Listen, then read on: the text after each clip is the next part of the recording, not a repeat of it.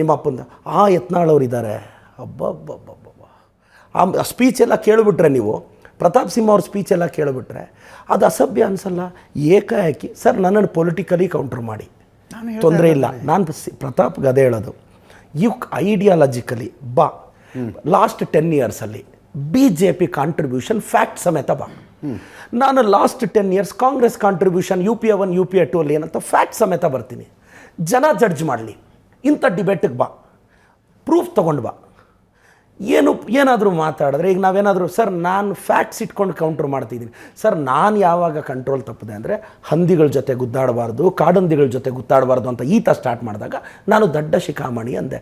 Sir ಒಂದು teacher ಸ್ಟೂಡೆಂಟ್ನ ಹಂಗೆ ಬೈಯೋದು ಸರ್, ದಡ್ಡ ಶಿಖಾಮಣಿ. ಪ್ರತಾಪ್ ಸಿಂಹ ನಿಮ್ಮ ಸ್ಟೂಡೆಂಟ ಅಲ್ಲ, ನಾನು ಇಲ್ಲ ನಾನು ಅಂಥವ್ರನ್ನಂತೂ ನನ್ನ ಶಿಷ್ಯರನ್ನಾಗಿ ಮಾಡ್ಕೊಳಕ್ಕೆ ನಾನು ರೆಡಿ ಇಲ್ಲ ಸರ್. ಅವ್ರು ನಿಮ್ಮನ್ನು ಗುರು ಮಾಡ್ಕೋತಾರಾ? ಅವ್ರು ನಿಮ್ಮನ್ನು ಗುರು ಮಾಡ್ಕೋತಾರಾ?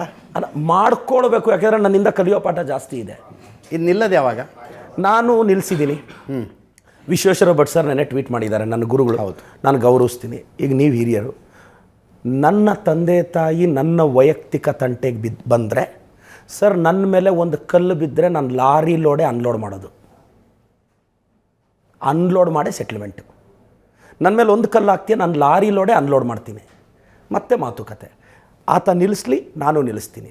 ನೆಕ್ಸ್ಟ್ ಮಾತಾಡುವಾಗ ನಮ್ಮನ್ನು ಪ್ರಶ್ನೆ ಮಾಡಿದ್ರು, ನಾವು ಮಾಡಬೇಡ ಅಂತಿಲ್ಲ.